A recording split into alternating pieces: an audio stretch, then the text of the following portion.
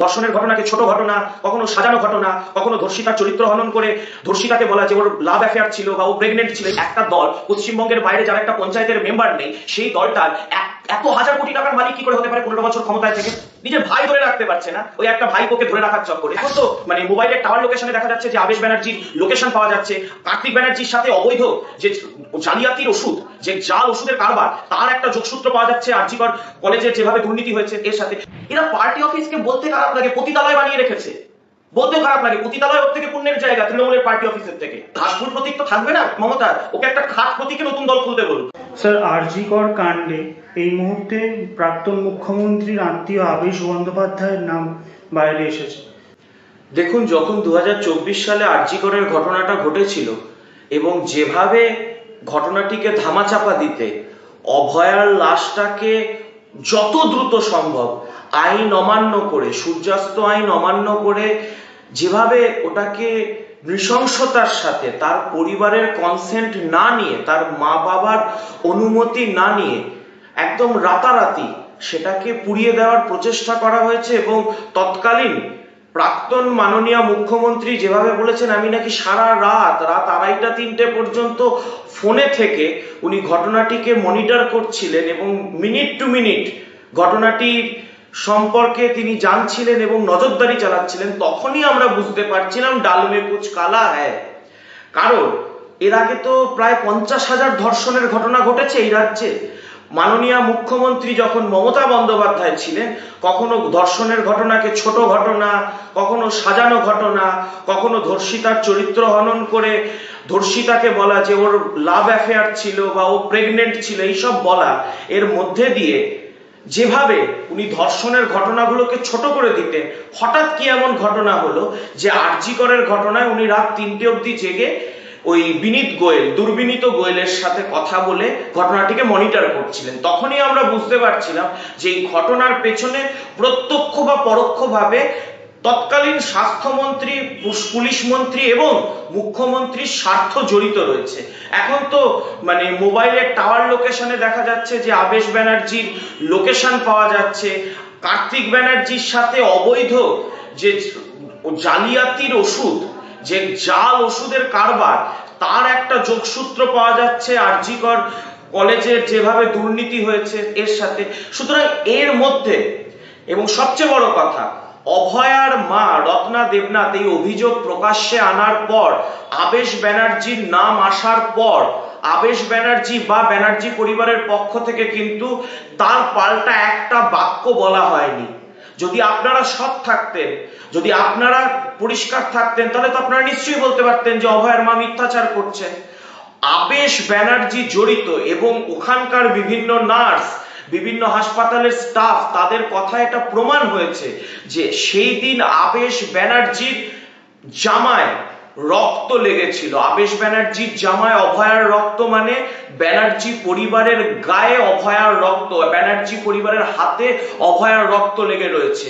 স্বয়ং প্রাক্তন মাননীয় মুখ্যমন্ত্রীর হাতে অভয়ার রক্ত লেগে রয়েছে। আমাদের একটাই দাবি, এই ঘটনাকে আবার শুরু থেকে পূর্ণাঙ্গ তদন্ত করা হোক, তদন্তের আওতায় ব্যানার্জি পরিবারকে আনা হোক। এই মমতা ব্যানার্জির এক একটা ভাইপো তো এক এক ধরনের গুণধর, কেউ কয়লা চুরি করে, কেউ অভয়াকে খুন করে, কেউ মেসিকাণ্ড ঘটায়। সুতরাং এদেরকে অ্যারেস্ট করা হোক। এই পুরো ব্যানার্জি পরিবার একদিকে করাপ্ট এবং অন্যদিকে ক্রিমিনাল, এই করাপ্ট এবং ক্রিমিনাল পরিবারকে অ্যারেস্ট করে হেফাজতে নিয়ে তবে দুর্নীতির তদন্ত হোক। স্যার, এই মুহূর্তে আরেকটা জিনিস খবর শোনা যাচ্ছে, শওকত মোল্লার বিরুদ্ধে আর কি ধর্ষণের অভিযোগ উঠছে। ও তো নটোরিয়াস ক্রিমিনাল। শওকত মোল্লা কে? প্রাক্তন মুখ্যমন্ত্রী, সার্টিফাইড বোমারু, বোমবাজ। প্রাক্তন মুখ্যমন্ত্রী মমতা ব্যানার্জি তৃণমূল দলনেত্রী হিসেবে তাকে সার্টিফিকেট লিখে দিয়েছিল বোমা বাঁধার। এবং এহেন কোনো খারাপ কাজ নেই যে কাজ এই শওকত, জাহাঙ্গীর, শাহজাহান এরা করেনি। এই যে পাকিস্তান বাহিনী, তৃণমূল কংগ্রেস একটা পাকিস্তান বাহিনী গঠন করেছিল শওকত, জাহাঙ্গীর এদেরকে নিয়ে, এ তো এরা তাই করেছে। এদের থেকে আপনি কি প্রত্যাশা করেন? এরা চুরি, জোচ্চুরি, খুন, ধর্ষণ, এছাড়া এদের করার মতো কিচ্ছু নেই। এরা এটাই করতে পারে, এটা করতে এরা সিদ্ধহস্ত। স্যার, আরেকটা জিনিসও শোনা যাচ্ছে যে এই মুহূর্তে আমাদের প্রধানমন্ত্রী মাননীয় নরেন্দ্র মোদী তিনিও বঙ্গ সফরে আছেন আরজি কর ইস্যুতে, তার কাছে আপনি এই বিষয়ে মনে করছেন? দেখুন, মাননীয় প্রধানমন্ত্রী নরেন্দ্র মোদী একটা বার্তা অত্যন্ত স্পষ্ট দিয়েছেন যে এবারের নির্বাচন সবকা সাথ সবকা বিকাশের সাথে সবকা হিসাব নেওয়ার নির্বাচন। এবং আপনারা দেখতে পেয়েছেন রাজ্যে বিজেপি সরকার গঠিত হওয়ার পর, রাজ্যে বিজেপি ক্ষমতায় আসার পর, মুখ্যমন্ত্রী হিসেবে শুভেন্দু অধিকারী ক্ষমতায় আসার পর আরজি করের ফাইল নতুন করে খোলা হয়েছে, নতুন করে আরজি করের ফাইল খোলা হয়েছে। এবং যে সমস্ত অফিসারদের মমতা ব্যানার্জি প্রাইস পোস্টিং দিয়েছিলেন তাদেরকে সাসপেন্ড করে তাদেরকে তদন্তের আওতায় আনা হয়েছে। নতুন করে পানিহাটি শ্মশানের সিবিআই এর টিম পৌঁছেছে, সিট গঠন হয়েছে। যেটা এতদিন ধরে প্রশাসনিক ক্ষমতা বলে তৃণমূল নেত্রী মমতা ব্যানার্জি আটকে রেখেছিল, তদন্ত হতে দিচ্ছিল না, ভাঙচুর চালানো হয়েছিল পুলিশের উপস্থিতিতে, সেই সমস্ত তদন্ত নতুন করে শুরু হয়েছে। নির্মল ঘোষের মতো ক্রিমিনাল প্রাক্তন বিধায়ককে তদন্তের আওতায় আনা হয়েছে, তাকে কেন্দ্র করে জেরা চলছে। সুতরাং নরেন্দ্র মোদী যখন বলেছেন, প্রতিশ্রুতি দিয়েছেন যে এই তদন্তের শেষ উনি দেখে ছাড়বেন, আমরা আশাবাদী, আমরা চাই দ্রুত তদন্ত হোক এবং ব্যানার্জি পরিবার যদি এই ঘটনার সাথে এক বিন্দুও জড়িত থাকে, সমস্ত ব্যানার্জি পরিবারকে হেফাজতে নিয়ে জেলের ভাত খাওয়ানো হোক।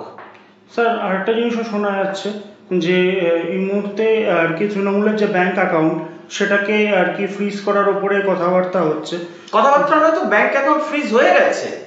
3টে ব্যাংক অ্যাকাউন্ট, যে ব্যাংক অ্যাকাউন্ট মানুষকে লুট করে ভরা হয়েছিল, মানুষের জন্য বরাদ্দ সরকারি অর্থ সাইফন করে ভরা হয়েছিল। তৃণমূল কত বড় দল আপনি বলুন তো, যে একটা দল পশ্চিমবঙ্গের বাইরে যার একটা পঞ্চায়েতের মেম্বার নেই, সেই দলটার এত হাজার কোটি টাকার মালিক কি করে হতে পারে 15 বছর ক্ষমতায় থেকে? যে দলের বিজ্ঞাপন হচ্ছে আমার নেত্রী 150 টাকার হাওয়াই চপ্পল পরে, 250 টাকার শাড়ি পরে আর টালির চালে থাকে, সেই দলের 2000-2500 কোটি টাকার ঘোষিত ব্যাংক অ্যাকাউন্টের রাখা সম্পত্তি কিভাবে হতে পারে?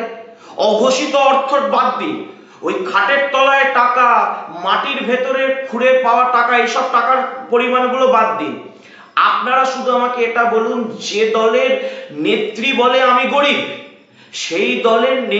সেই নেত্রীর দলের 2000-এর ওপর কোটি টাকার এই এত বড় সম্পত্তি হয় কি করে? এই টাকা দুর্নীতির টাকা, এই টাকা বেইমানির টাকা, এই টাকা মানুষকে লুট করে অর্জন করা টাকা, এই টাকা তো ফ্রিজ হবেই। এবং শুধু ফ্রিজ নয়, এই টাকা কিভাবে অর্জন করেছে তৃণমূলের কোষাধ্যক্ষ, তৃণমূলের সর্বভারতীয় সাধারণ সম্পাদক বকলমে ভাইপো উত্তরাধিকারী এবং তৃণমূলের চেয়ারপারসন মমতা ব্যানার্জিকে তদন্তের আওতায় আনা উচিত। এছাড়াও আমরা আরো একটা জিনিস জানতে পারছি, সেটা হচ্ছে গিয়ে তৃণমূলের তরফ থেকে দাবি করা হচ্ছে যে তারা এটা কিভাবে হতে পারে যে রাজ্য হারানোর পরে তারা প্রধানমন্ত্রী নরেন্দ্র মোদীকে হারিয়ে মমতা বন্দ্যোপাধ্যায় দিল্লি দখলের যে স্বপ্ন তিনি দেখছেন বা তিনি কথা যে ঘোষণা করেছেন, সেটাকে কিভাবে আপনারা? আরে, যে দল বাঁচাতে পারছে না সে আবার দিল্লি দখল, কালীঘাট দখল করতে পারছে না।